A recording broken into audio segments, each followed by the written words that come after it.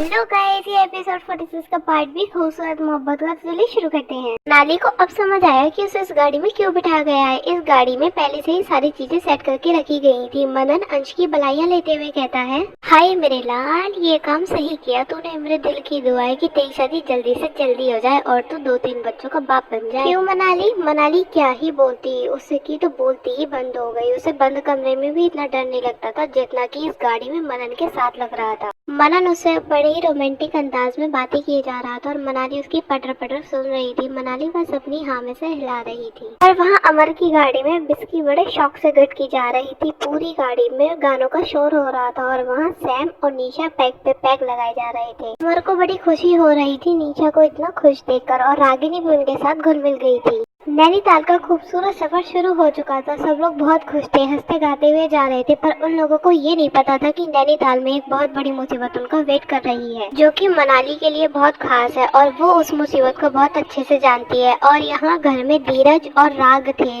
राग किसी काम की वजह से घर से बाहर चला गया था, तो धीरज पूरे घर को देख रहा था। उसके दिलो दिमाग में बस मनाली का चेहरा। वहाँ से धीरज भी बाहर निकला और एसटीडी बूथ पे गया। उसने वहाँ पे जाके किसी को कॉल लगाई और बोला, मैं धीरज बोल रहा हूँ भाई, आप मुझे नहीं जानते पर मैं आपको अच्छे से जानता हूँ। आपको जिस लड़की की तलाश थी ना, वो नैनीताल आ रही है। फोन पे दूसरी साइड किसी ने कुछ पूछा तो धीरज बोला, हाँ भाई खबर पक्की है। वो लड़की कुछ सालों से भोपाल में थी, इससे ज्यादा मुझे कुछ नहीं पता। बस वो लड़की नैनीताल आ रही है और आपके लिए उसे ढूंढना कोई मुश्किल बात नहीं होगी। सामने से कोई जोर जोर से हंसने लगा जैसे वो कोई पागल हो।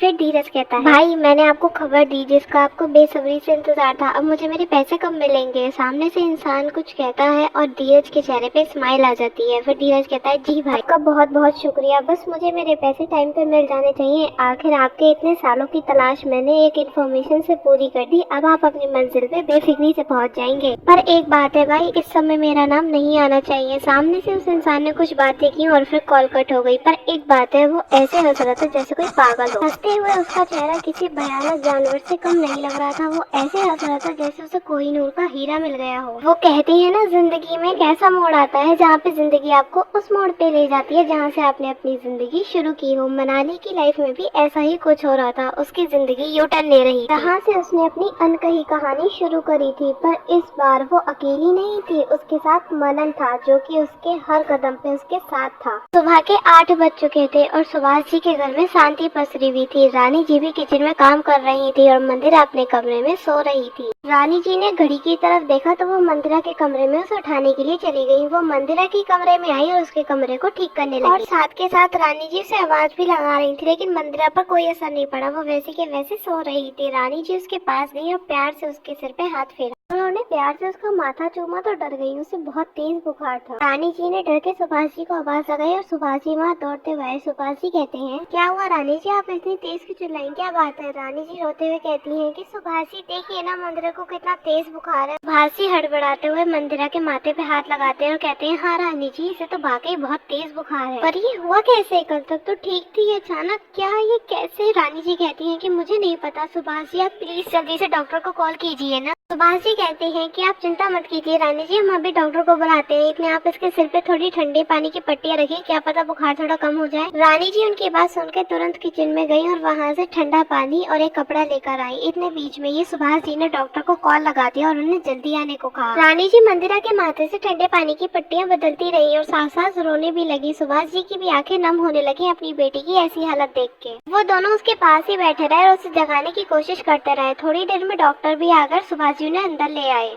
डॉक्टर ने मंदिरा का चेकअप किया और एक चम्मच सिरप उसके मुंह में डालने को कहा। रानी जी ने उनकी बात सुनी और मंदिरा को वो सिरप पिला दिया। सुभाष जी कहते हैं कि डॉक्टर साहब इसे क्या हुआ, ये होश में क्यों नहीं आ रही? डॉक्टर साहब उन्हें दिलासा देते हुए कहते हैं, घबराने की कोई बात नहीं है, कभी कभी ऐसे ही मौसम चेंज होने की वजह से बुखार आ जाता है। होश में लाने के लिए इंजेक्शन देना पड़ेगा, पर जब तक बुखार थोड़ा सा कम नहीं होता हम इंजेक्शन नहीं दे सकते, इसीलिए थोड़ा इंतजार कीजिए। सुभाष जी ने उनकी बात पे सहमति दिखाई और रानी जी को शांत रहने के लिए कहा। थोड़ी देर में मंदिरा का बुखार थोड़ा कम हुआ तो डॉक्टर डॉक्टर ने उसे इंजेक्शन दिया और डॉक्टर कहता है कि ये मैं कुछ दवाइयाँ लिख रहा हूँ, आप इन्हें ले आइएगा और अभी से ही शुरू कर दीजिएगा। मैंने इंजेक्शन दे दिया है, आधे घंटे में होश आ जाएगा। तो अब मैं चलता हूँ। सुभाष जी ने उनकी फीस दी और उन्हें बाहर तक छोड़ने के लिए चले गए। यहाँ रानी जी मंदिरा का हाथ पकड़ के आंखों में आंसू लेके बैठ गई। थोड़ी देर बाद सुभाष जी भी आए, वो भी उसके पास बैठ गए। फिर उन्हें ध्यान आया कि शायद पूल में गिरने की वजह से मंदिरा को बुखार आया होगा। ये सोचते सोचते उनकी आंखों से आंसू गिरने लगे। वो रानी जी से कहते हैं, रानी जी शायद पूल में गिरने की वजह से मंदिरा को बुखार आया होगा। वो पानी बहुत ठंडा था, इसलिए शायद रात में उसका असर मंदिरा को चढ़ गया। रानी जी कहती है कि हाँ सुभाष जी, आप सही कह रहे हैं, ये सब उस अंश की वजह से हुआ है। उसने ही मेरी मंदिरा को पूल में धक्का दिया। मेरी मंदिरा की क्या हालत कर दी उस अंश ने। वो हमेशा इसे नुकसान पहुंचाता है। मेरी मंदिरा की क्या गलती थी, बस उसे थोड़ा गुस्सा आ जाता है, यही ना, और उसने सीधा पूल में धक्का दे दिया। सुभाष जी कहते हैं कि ये सब अंश की वजह से नहीं, मनाली की वजह से हुआ है। अगर वो सीधी तरह से मान जाती ना तो मंदिरा की हालत ये नहीं होती। गाइस, इनकी सुई तो घूम फिर के मनाली पे आनी है। आगे क्या हुआ इसके लिए आप नेक्स्ट एपिसोड का वेट कीजिए। तो गाइस, इसी के साथ ये एपिसोड खत्म होता है। आपको कैसा लगा हमें कमेंट करके जरूर बताना। लाइक और शेयर करना मत भूलना, और अगर आप चैनल पे नए हैं तो सब्सक्राइब जरूर करना।